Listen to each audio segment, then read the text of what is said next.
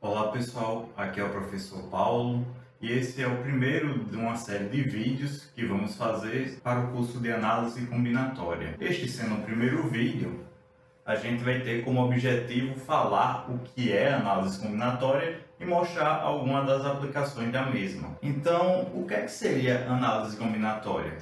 Já começamos com uma pergunta bem difícil, até porque não existe um consenso geral sobre o que é análise combinatória. A gente pode tentar chegar a uma resposta aproximada. Podemos dizer que a análise combinatória é uma grande área da matemática discreta, ou seja, se preocupa com relações e estruturas discretas e ela interage com diversas pequenas áreas. Entre elas a gente vai ter teoria de grafos, combinatória enumerativa, combinatória probabilística, teoria de ordem e várias outras. Ou seja, a combinatória acaba por ser meio que um polvo que tem os seus tentáculos ao redor de toda a matemática, principalmente na área de matemática discreta. E uma coisa que vale salientar é que quando eu falo sobre estruturas discretas, estruturas algébricas discretas, eu não estou querendo me referir a uma estrutura que quer ali passar meio desapercebida. E sim no seguinte aspecto: são estruturas que envolvem imagem de funções com valores discretos. E o que é que seria valores discretos? São valores que variam abruptamente, diferentemente daquelas com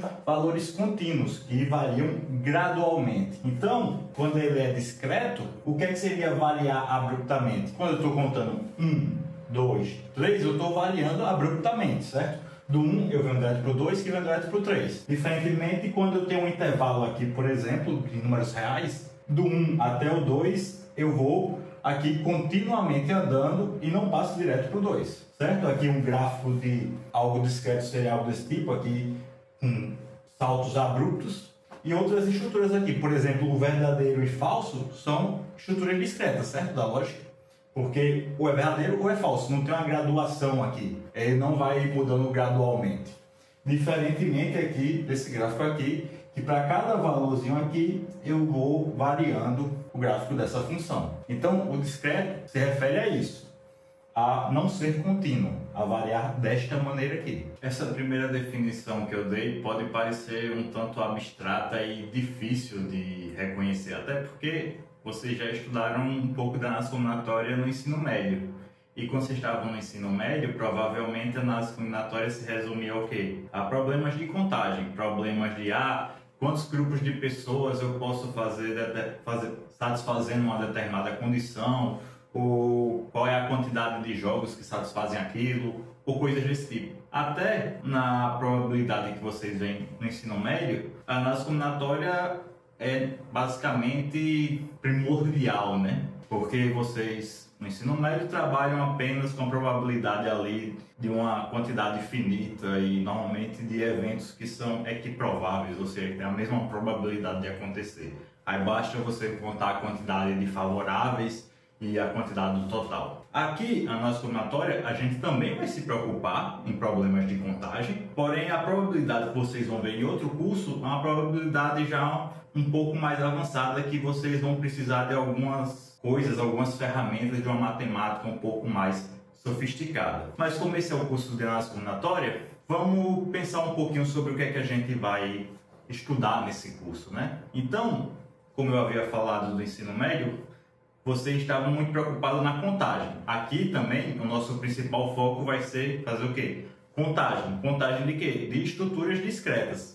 Da mesma maneira que vocês faziam lá no ensino médio, contagem de grupo de pessoas, de jogos ou coisas desse tipo, aqui a gente também vai elaborar, vai criar sistemas de contagem que permitem a gente contar uma certa quantidade de objetos que satisfazem um determinado critério, sem a necessidade de ir contando um a um. Vai criar uma maneira inteligente de contar isso. Outra coisa que a gente vai falar aqui nesse curso vai ser sobre a existência de algum objeto que satisfaz um determinado critério. Por exemplo, eu tenho uma cidade A e uma cidade B. E não necessariamente existe um caminho da cidade A até a cidade B. Você tem um conjunto de estradas aqui e a primeira pergunta que você pode fazer é: existe um caminho entre a cidade A e a cidade B? Beleza. você conseguiu mostrar que tem um certo caminho, mas pode ter mais de um. Você pode ver se é apenas um caminho ou tem mais de um. Desses caminhos que tem, qual seria o menor deles? Então aqui a gente já está olhando para outra parte da análise combinatória, que é sobre a existência de objetos que satisfazem determinado critério, e a parte de otimização, ou seja, dentre esses caminhos que eu sei que existem, qual deles é o menor, ou qual deles é o que gasta menos combustível, e coisas desse tipo. Percebe-se então que a análise combinatória pode ter alguma ligação com a tecnologia. Pode, e é bem grande. Então, como esse curso é um curso de tecnologia, vamos dar uma olhada melhor nessa parte da análise combinatória, nas aplicações de análise combinatória para a tecnologia. Sobre as aplicações da combinatória em tecnologia, eu separei 4 aplicações que acho que é o suficiente para vocês verem o quão importante é a combinatória na área de vocês. A primeira que a gente vai falar vai ser sobre complexidade de algoritmos, a segunda, teoria de grafos, a terceira, códigos corretores de erros e, por fim, sobre criptografia. Então, a gente vai fazer uma breve abordagem sobre esses 4 temas aqui e ver como a combinatória pode ser importante em cada um desses temas. Complexidade de algoritmos. E o que é que seria isso? Seria uma maneira de analisar os requisitos de tempo e memória para a execução de algoritmos. Só daqui eu acho que vocês já conseguem perceber a importância na área de vocês. Então, o que é que seria se analisar requisitos de tempo e de memória? Seria encontrar uma certa medida de tempo necessário para que um algoritmo possa rodar, dado o input de tamanho n. Como assim? Quando você constrói um programa, faz um algoritmo para resolver um determinado problema, o tempo que ele demora para rodar vai depender de algumas coisas. Aqui a gente não está preocupado em medir para a sua máquina em especial, e sim para todas. Então, o que é feito aqui é basicamente determinar uma certa quantidade de tempo, que não vai ser bem um tempo, e sim a quantidade de passos que leva até chegar à resposta, dado um input de tamanho n. Então, quando esse input é um número pequeno, em geral você não tem muito com que se preocupar, vai rodar ali rapidinho. Já se esse input tiver um tamanho bem grande, pode ser que seu programa leve anos, milênios para terminar. Ou seja, na verdade você não resolveu o seu problema. Então, isso aqui, essa medida de tempo, na verdade não é a medida de tempo, e sim a quantidade de passos que seu algoritmo precisa para concluir, dado um tamanho aqui de input n, certo? Já que eu estou falando de quantidade de passos, você vai fazer uma contagem aí. Nesse passo você vai precisar da análise combinatória. Para quem quiser procurar um pouco sobre isso aqui, vocês podem começar procurando sobre essas 3 medidas aqui. De maneira simples, vou dizer o que é que significa cada uma delas aqui. A Big O Notation, que é com esse O aqui grande, e aqui dentro do O seria justamente a medida do tempo. No caso aqui, eu estou dizendo que é um tempo linear. Mas isso aqui significa que é a quantidade de passos necessários para rodar o pior caso do seu algoritmo, ou seja, naquele que precisa da maior quantidade de passos. Já o melhor caso, ou seja, quando o seu input é grande, mas o algoritmo trabalha ele rápido, seria o Big Omega Notation, certo? E no caso médio, ou seja, na média dos casos, seria o Big Theta Notation. Então isso aqui, perceba que eu posso avaliar várias coisas. Aqui é no pior dos casos, pode ser que esse cara daqui seja um pouco menos importante, dependendo do que você está trabalhando, certo? Já, por exemplo, se o pior dos casos acontece extremamente raro de acontecer. O melhor dos casos, que é basicamente se tem um caso que acontece sempre ali e eu quero que aquele seja o melhor, talvez essa aqui seja uma medida importante para você. E o caso médio, que seria justamente um médio ali dos casos. Ok? Então, para contar a quantidade de passos em cada uma delas, a gente vai utilizar métodos combinatórios. A gente não vai fazer isso nesse curso, já que é um curso introdutório, Porém, as técnicas que vamos aprender aqui de contagem vão ser úteis para quando vocês estudarem complexidades de algoritmo. Aqui vale uma pequena observação, porque o Big O é de extrema importância. Vamos ver um caso onde o Big O é bastante utilizado. Vamos supor aqui que eu tenho um certo sistema que consiste da parte A, parte B e a parte C, nas quais cada uma dessas partes recebem um certo input e, ao gerar o output de cada uma dessas partes, eles são unidas aqui para fazer outros cálculos nessa parte redonda. Ou seja, eu tenho um input para a parte A, para a parte B e para a parte C, eles chegaram aqui, entrou na parte A, na parte B e na parte C, eles começam a calcular para gerar o output. Porém, vejamos o caso onde a parte A e a parte B é extremamente mais rápida do que a parte C. Então, o que é que vai acontecer nesse caso? A parte A vai terminar, a parte B também vai terminar, gerando assim dois outputs aqui para ir para a parte redonda. Porém, a parte C aqui continua calculando. Supomos que caiu naquele lá dos piores casos possíveis. Então, perceba que o fato da parte C ficar demorando muito mais impede com que a parte A e a parte B sejam aproveitadas para o cálculo aqui do círculo, certo? Ou seja, esse passo aqui vai ficar limitado à menor das velocidades que precisa para calculá-lo. Ou seja, se essa parte C aqui demora muito, embora a parte A e a parte B tenham sido extremamente rápido, o programa não vai finalizar de maneira rápida. E o tempo vai acabando, e acabou o tempo, e nada da parte C terminar, e nada de poder calcular aqui o círculo, para gerar meu output final. Então, é por isso que o Big O é de extrema importância, porque uma partezinha apenas que faça com que o seu programa demore demais, pode atrapalhar todo o restante do sistema.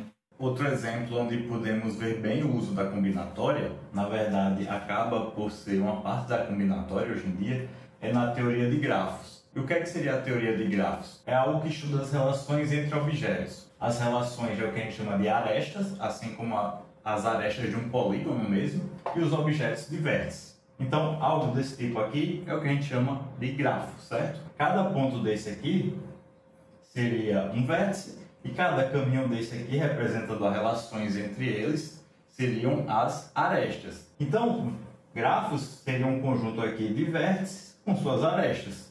Esses grafos, por exemplo, eles podem ser direcionados, que é quando essas relações podem valer em apenas um sentido ou em ambos os sentidos. Por exemplo, aqui, dessa maneira não direcionada, eu estou dizendo que H se relaciona com I. Mas se eu botar assim, por exemplo, eu já tenho uma outra relação, que só funciona dessa maneira. E assim por diante, eu poderia ter um grafo direcionado aqui, algumas podendo ser em uma só direção, e a outra em mais de uma direção, certo? Isso aqui que seriam os grafos direcionados. E cada caminho desse ou relação dessa, certo? Poderia ter um certo peso também, que seriam os grafos com peso. Então, por exemplo, o custo de ir da cidade I para a cidade H seria 5, daqui seria 7, aqui seria 1, e assim por diante.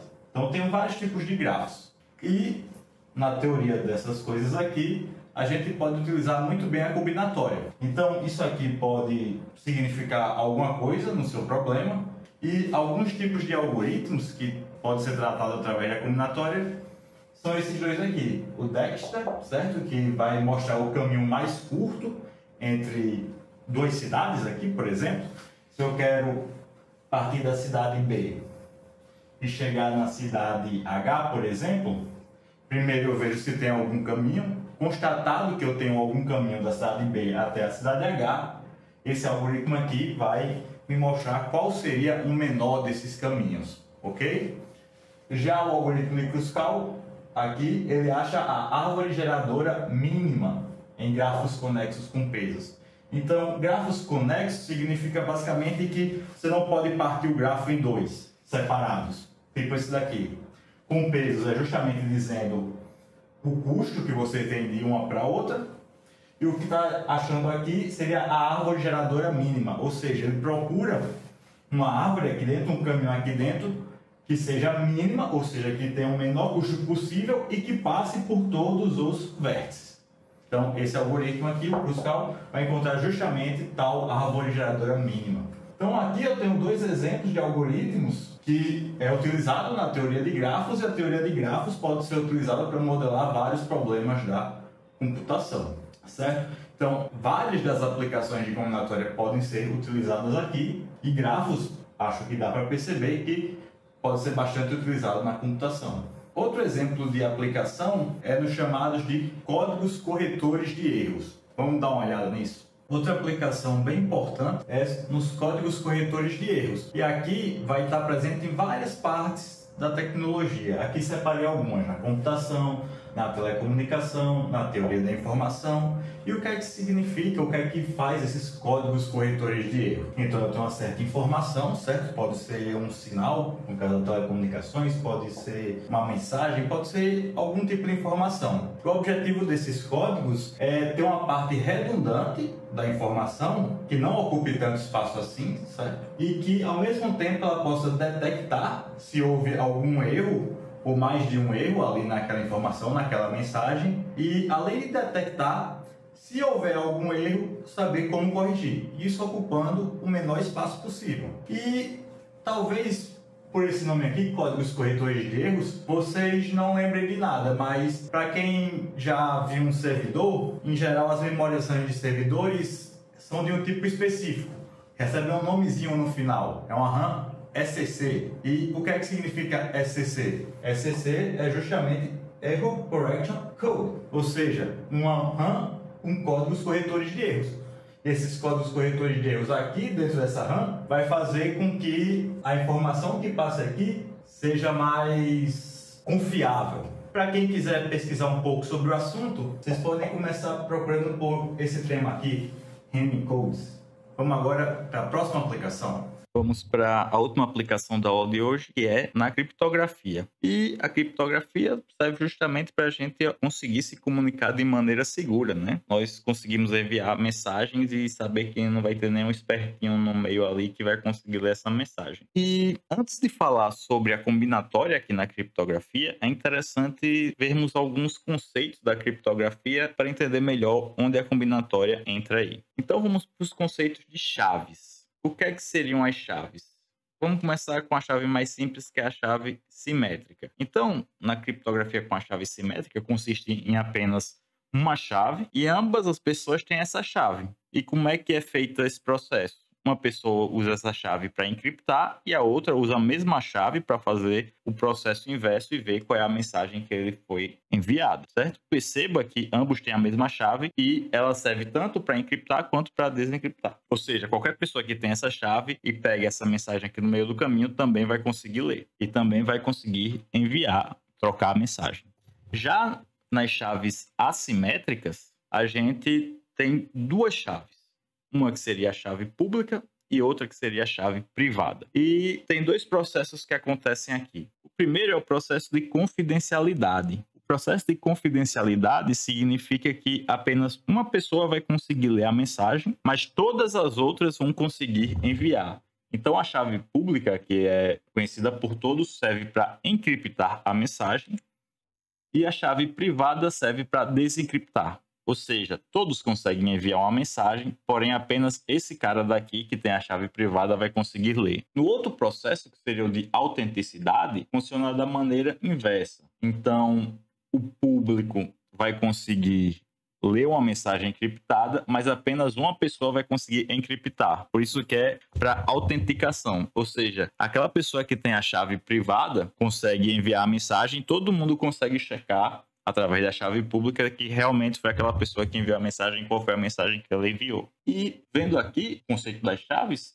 seria interessante a gente contar a quantidade de chaves possível, quantas mensagens podem ser criptografadas a partir de uma chave, e esse é justamente a primeira aplicação da combinatória, que é na contagem. Então, a combinatória vai ser útil na contagem de número de chaves possíveis e no número de mensagens que podem ser criptografadas com uma chave. Além da contagem, existe um outro problema de otimização combinatória que é bastante interessante e talvez bem mais forte aqui nesse conceito de criptografia, que é no protocolo de troca de chaves no algoritmo do Diffie-Hellman-Merkle. E aqui dentro desse protocolo, ele consiste na dificuldade e na facilidade de uma coisa, do logaritmo discreto. E como assim dificuldade e facilidade? Esse logaritmo discreto, ele é extremamente difícil de calcular sem saber uma das chaves, porém você consegue calcular sabendo uma delas. Então a dificuldade de calcular esse logaritmo discreto sem saber as chaves é o que faz esse protocolo ser útil. E o cálculo desse logaritmo discreto é um problema de otimização combinatória. Como é que funciona esse protocolo de troca de chaves do Diffie-Hellman? Sim, vou fazer uma simplificação da seguinte maneira. Tenho duas pessoas que querem se comunicar e vai consistir aqui em 3 chaves. Uma pessoa tem uma chave privada, a outra tem outra chave privada. Não é necessário que esse cara saiba desse daqui, nem que esse saiba desse. E tem uma chave pública que é aberta para todo mundo. E como é que vai funcionar aqui? Esse cara aqui, por exemplo, o que tem a chave privada 1, se ele quiser mandar uma mensagem para o cara que tem a chave privada 2, ele vai usar a chave dele junto com a pública para enviar uma mensagem para esse cara daqui. E esse cara daqui, ele vai conseguir calcular qual foi a mensagem recebida. E se eu quiser fazer o contrário, se esse cara quiser enviar para esse outro, vai fazer da mesma maneira. Ele vai usar a chave privada dele junto com a pública, vai mandar a mensagem desse cara enviada e ele vai conseguir ler a que esse cara daqui enviou. Ou seja, eles conseguem trocar mensagens um com o outro aqui, sem nenhum dos dois saber qual é a chave privada um do outro. Então vai consistir aqui, nesse caso aqui, de 3 chaves. Aqui é um par de números e aqui são outros 2. E assim, dando uma resumida, é mais ou menos dessa maneira. E a confiabilidade disso se deve justamente à dificuldade de calcular o logaritmo discreto aqui. Então, finalizamos aqui a aula introdutória de análise combinatória. Espero que tenha mostrado o porquê e o quão importante é a análise combinatória no curso de vocês. E até a próxima aula.